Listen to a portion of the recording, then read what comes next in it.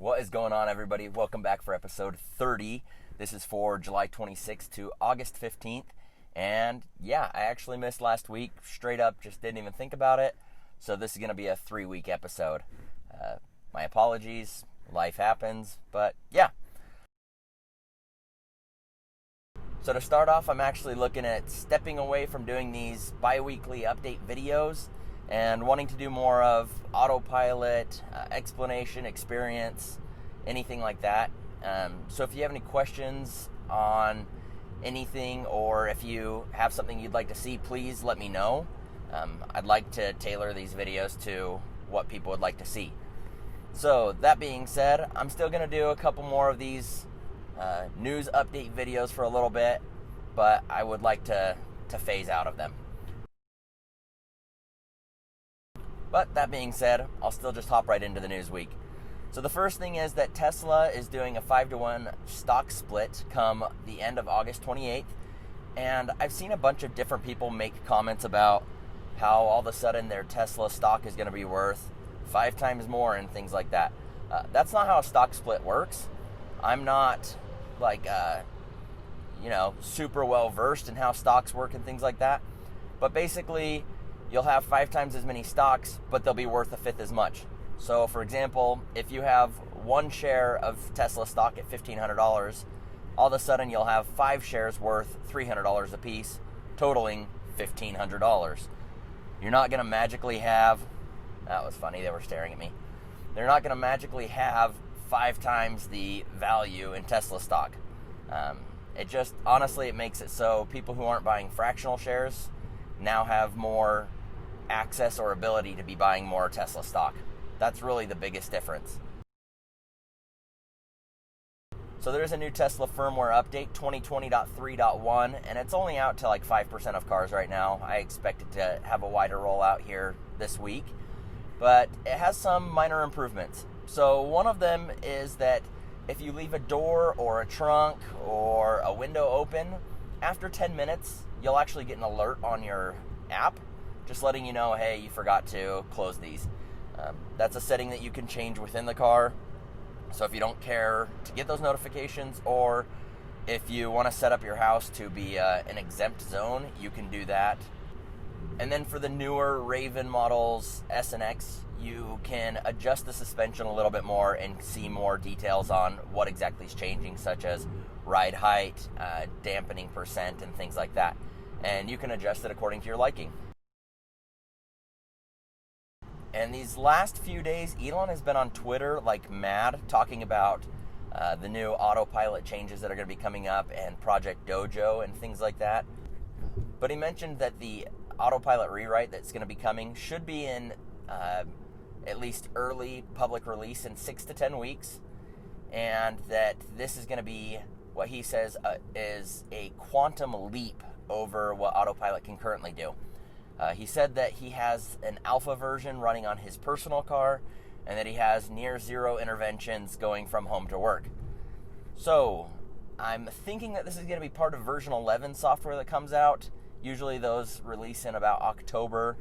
6 to 10 weeks would be late September, late October timeframe. And then somebody asked him about potholes and bumps avoidance, and he says that those are being labeled, and that with this next update, the cars will attempt to avoid those. So, yeah, we'll see how that goes. I expect that it's going to be a little rocky at first, just like the switch from Autopilot 1 to Autopilot 2 was iffy. But then once it started to improve, it got a lot better really fast. So that's my guess is what is going to happen with this Autopilot rewrite. Now, the next thing is that Tesla in China has 5 locations that will be offering to wrap your car. I'm assuming this is before delivery. There's not any information on how much this is going to cost, or if it's something that you can do after delivery. I'm sure there will be some people out there that will say that Tesla's just doing this to cover up their terrible paint, which might actually be a valid thing. I'm not going to get into that. Tesla paint quality is something that's highly debated, but yeah, I won't get into that right now. Either way, there's not really a ton of info out there right now. I'm curious as to, like I said, the cost, And also, what color is going to be underneath it? Not that that's a huge deal, but sometimes people decide to remove wraps, and is it just going to be the base color? Is the base color white or black in China? I'm not sure if that's different than here in the US. And Tesla released their Q2 vehicle safety report.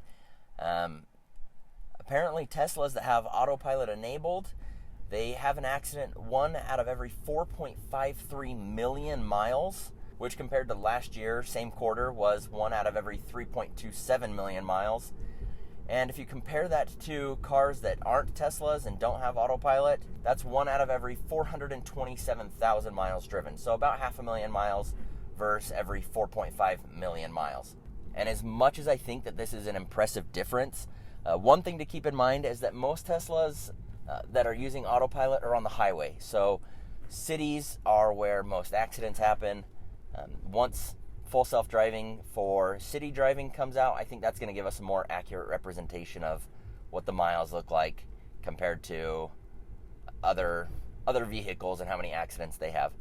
So it's not really a fair comparison. I think it's still good to see that there's improvement year over year, but I still take those numbers with a grain of salt, and I think you should as well.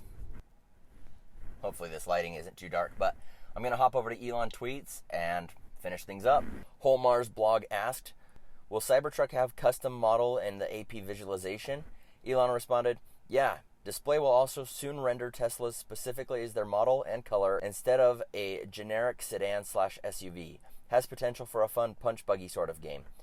I didn't know what punch buggy was. Apparently that's slug bug, but either way, there's some visuals that have been leaked already from Green the Only on Twitter, so here they are there.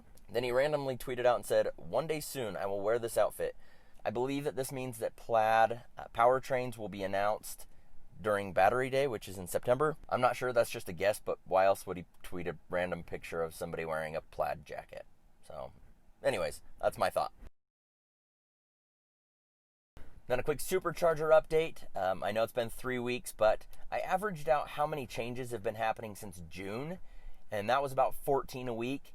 In the last 3 weeks, they've averaged 18 a week, so they've really stepped up their game, and I hope that they continue this trend. But this is what we've got so far. There were 16 permits issued, 9 in the UK, so they're getting some love there, 6 in the US, and 1 in Germany. 18 started construction, 15 of which were in the US, 2 in the UK, and 1 in Canada. 17 locations opened, 8 in the US, 2 in the UK, 2 in France, 2 in Canada, 1 in Spain, 1 in Mexico, and 1 in Iceland. And there were 2 temporary closures, both of which were in the US, and there was 1 permanent closure in France. One of the nice things that I like about this setup is the permits, construction, and openings are all pretty similar, which means that it's not just all of a sudden a big push for a bunch of permits to be released. If they can keep the flow going, constantly having permits issued, construction starting, and sites opening, that's a good sign. So hopefully we continue to see the Supercharger expansion pretty quick. As for a personal update, this weekend we're driving up. We're making kind of a weird trip. We're going to have our dogs. We're going to take them to my in-laws in Wyoming and then head over to Idaho for a family vacation and then turn around and go back that weird route. So, nice little road trip coming up here. I learned a trick from my buddy Chase. I'll link his YouTube channel down below. But he was telling me that if you turn the climate control settings from auto just to do it manually and you turn down the fan, apparently that saves a lot of energy. So I'm going to try that out on this trip. I won't really have much of a baseline because I'm going to be carrying a ton of weight, but still, if I can keep it below 240 watt hours per mile, I'm going to say that we've done pretty good considering the extra weight we're going to have, and a lot of the trip is 80 miles an hour. But I'll do a video on that and give some stats. Apart from that, thank you as always for watching. I appreciate the support. If you could please leave a comment or a like or share this video with somebody that might be interested. I want to grow this channel. I'd really like to find out things that people want to see so that I can get more eyes on it. But any way that you could help me would be appreciated. Again, I don't ask for Patreon support or anything like that. I just want to be sharing information and helping people to learn about these new and different cars. So with that being said, I'll see you in the next one.